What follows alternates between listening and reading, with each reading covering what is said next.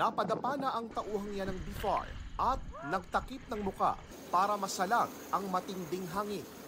Nagsitalsikan na din ang mga durog na koral. Hey! Hey! Hey!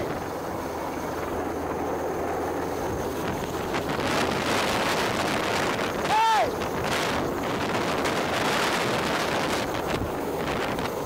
Hey!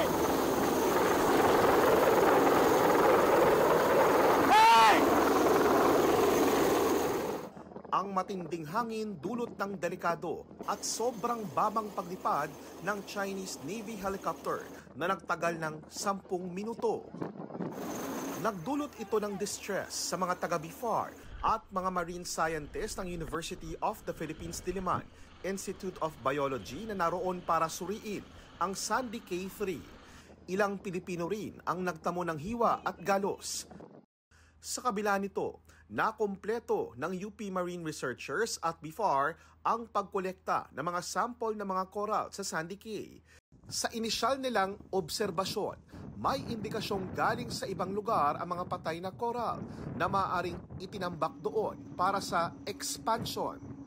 Hindi na rin maganda ang lagay ng mga bahura sa lugar at wala ng malalaking isda na indikasyon ng sobra-sobrang pangingisda. I think that the future of these islands will have a significant effect on all the fisheries in the West Philippine Sea, up to north or even in the Visayan Sea. Our approach includes not just the Armed Forces of the Philippines, the Philippine Coast Guard, or even the Bureau of Fisheries and Aquatic Resources.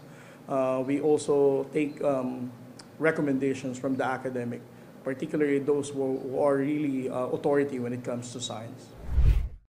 Ang pangaharas sa mga Pinoy sa Sandy Cay nangyari noong Sabado, March 23, araw kung kailan din binomba ng tubig ng China Coast Guard ang Unayza May 4 na papunta sanang Ayungin Shoal para sa RORE mission. Ilang sundalong kasama sa misyon ang nasugatan. Ang isa sa kanila, 13 tahi sa ilalim ng mata ang kailangang gawin. Matalas siguro kasi di ko siya naramdaman sir na nagkamana. 7 tahi naman sa ulo ang ginawa sa isa pa sa tindi ng sugat na kanyang tinamo. Tumilapon ako mang sa dingding. Kung wala yung dingding na yon, tumilapon siya sa dagat. Binisita at pinarangalan sila ni AFP Chief of Staff General Romeo Bronner Jr. Would you say really it aims to harm them talaga, to cause injury? Hindi po natin alam yung objective talaga nung Chinese Coast Guard nung ginawa nila yon, ano. But the fact is malakas yung stream ng tubig na binuga ng kanilang water cannons.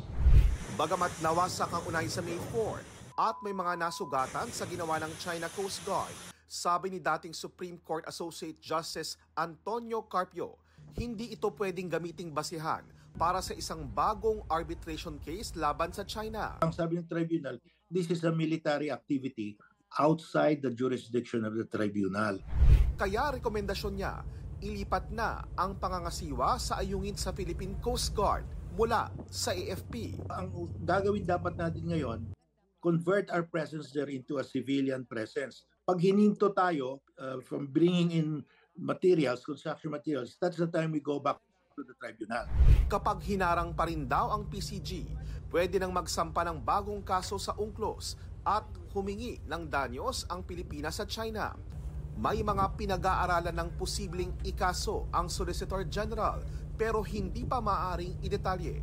Ang tiyak, sabi ni Foreign Affairs Secretary Enrique Manalo, magiging consistent ang Pilipinas sa pagsunod sa international laws. We had messages of support from over 20 countries, governments, who clearly stated the importance of adhering to international law. Ang Chinese Embassy ayaw na munang magkomento sa posibleng paghahain ng kaso sa UNCLOS, pero giit ng Vice Foreign Minister ng China, hinarang nila ang resupply ships ng Pilipinas dahil may dala umanong construction materials para sa BRP Sierra Madre na taliwas aniya sa pangako umano noon ng Pilipinas. Ilang beses nang itinanggi ng gobyerno ng Pilipinas na may ganyang kasunduan. Mula rito sa Sandy Cay 2, West Philippine Sea at para sa GMA Integrated News, JP Soriano ang inyong saksi.